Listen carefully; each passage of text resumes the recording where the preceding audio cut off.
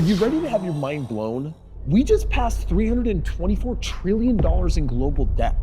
That number is so ridiculously big, it's basically invisible. Our brains aren't even wired to know how to process it. And it's not just a big number, it's a warning sign. It's the reason we're seeing interest rates where they're at and why inflation is up so high. And the crazy part, nobody's talking about it. Governments keep borrowing, banks keep printing, and the rest of us just keep on going about our lives like nothing's wrong. It's totally okay that a house costs $1,000 more to rent right now than it did a decade ago. And ultimately, this does not make sense. And the truth is you are not insulated. The ripple effects of that debt show up in your grocery bills, your mortgage rates, your investments, and even in your ability to retire someday. So today, I'm gonna share 10 mind-blowing facts about our global debt and why it matters more than most people realize. And then I'm gonna show you what you can actually do about it, because while you can't control the global economy, you can absolutely protect your own personal economy. Now, before I dive into the 10 facts of what you didn't know about global debt, hit that like button, consider subscribing if you like being in the know of what's really going on in the world economy. Also, drop your guess in the comments of how many times I say the word debt in this video, because you're about to hear it a lot. And I'll send something special to the person who guesses the right number. Now let's get some perspective, because when I say the word billion or even trillion, your eyes glaze over, and it's honestly hard for the average human to visualize those numbers. Like $1 million is a lot, but so is $1 billion, but they're both kind of a lot, right? Well, let me give you just a little bit of perspective. To make $1 billion, you gotta make $1 million 1,000 times. So let's use a different metric, time. How long is 1 million seconds? That's 12 days. Now here's the real test. How long is 1 billion seconds? That's 31 years. 12 days, 31 years. So let's start with the big one. How long is 1 trillion seconds?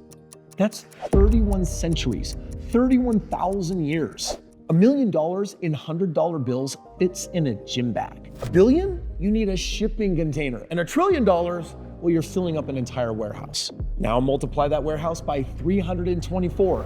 That's how much debt the world is currently sitting on. So with that in mind, let me give you these 10 facts about global debt. Fact number 1, the IIF, the Institute of International Finance, it tracks this number. They do so to understand the global situation when it comes to borrowing money. The number they report includes every dollar owed by every government, business, household on Earth. They've ultimately become the go-to for understanding the true size of global borrowing.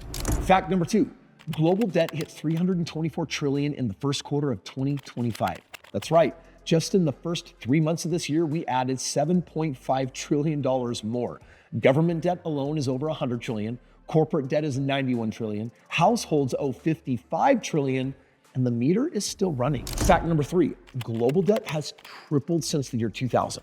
So in just 25 years, we've gone from manageable to freaking mind-blowing, and it is not slowing down. Experts say this explosion is driven by 3 major forces. Government borrowing heavily to stimulate economies after crises like 2008 and 2020.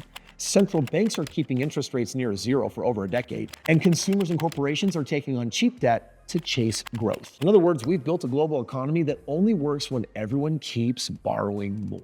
Is this producing a little bit of a foreboding feeling like the end of the world is coming? Fact number 4, global GDP is only $100 trillion. GDP is basically the total income of everyone everywhere. It's the combined value of all goods and services produced in a single year. And while individuals borrow against assets and income, most governments borrow just to stay afloat. And they don't have a real plan to actually pay it back. It's not wealth building debt, it's actually just keep the machine running debt. So pause. Global GDP, the money we produce, is $100 trillion, but we've got over $300 trillion of debt that we're just servicing right now. That is a super bad ratio. Hey, sorry to pause the video, but this is too important not to share. Me and my team are offering free financial game plan calls to help you get a break from the grind, stop wasting time on single-digit returns, and start building real passive income through smart real estate investing. I'm basically gonna put myself in your shoes and say, what would I do if I were you to get where you wanna go quicker so you can also have more time to live the life that you feel called to? Click the link below, book your free call today. Fact number 5, the US debt is over $35 trillion. That's more than 10% of all the debt on Earth. wrapped up in one single country. Our own GDP is around $27 trillion, which means we owe far more than we earn in a single year. Compared to other countries, the US has one of the largest absolute debt loads in history. China is next, but their debt is spread more evenly across corporations than local government. Japan technically has a higher debt to GDP ratio, but their population is shrinking and their economy has been stagnant for decades. The US is unique because its debt is enormous. It is growing fast and it's seen as safe by the world, at least for now. But if confidence in that safety ever slips, it could trigger a global financial chain reaction. Fact number 6, the US now spends more on interest than on national defense. We need to think about that. 25% of our federal budget now goes to just paying interest, not reducing debt, just literally keeping the lights on.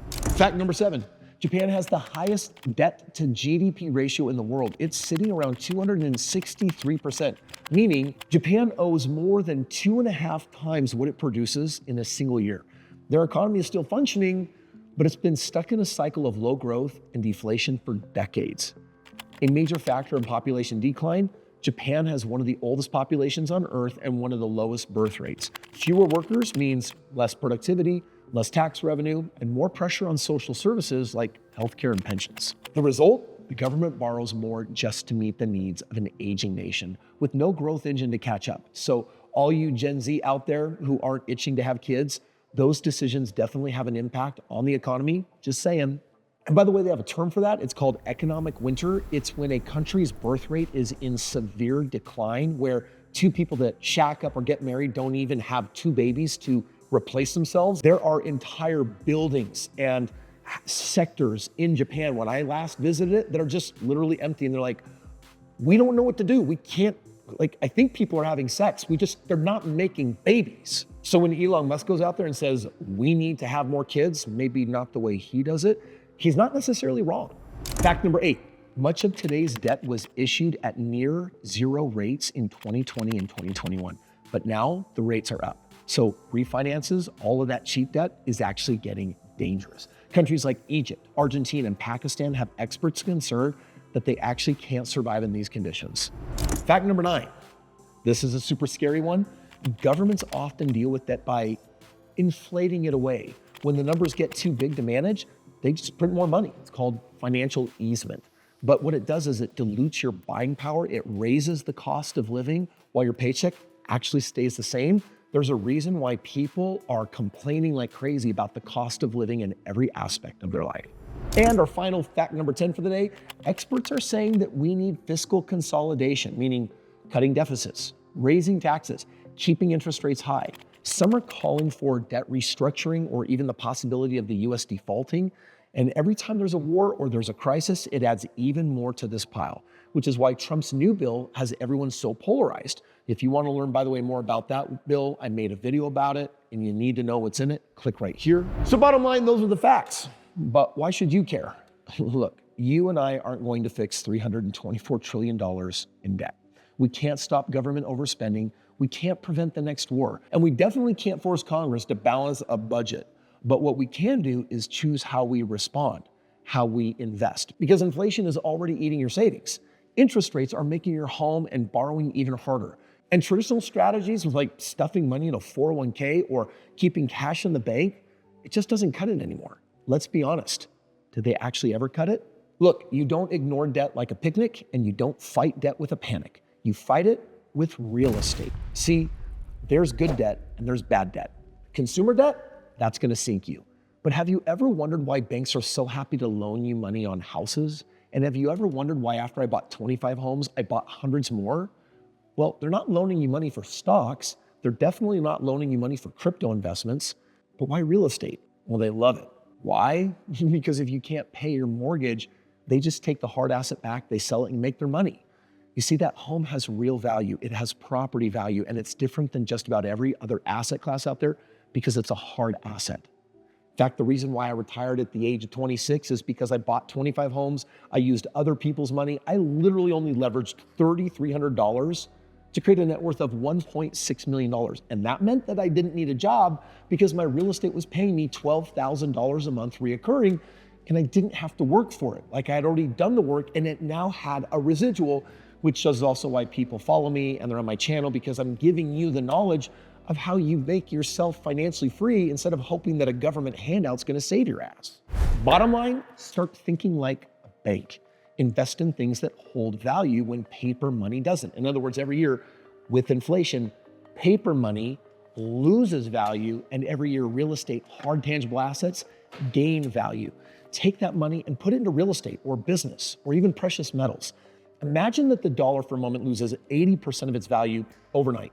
If you own nothing but cash or stocks, you're in trouble. You've lost that value. But if you own 10 properties that generate cash flow and people need a place to live and it's a hard asset, well, you're still standing. And those homes, they're definitely still worth something.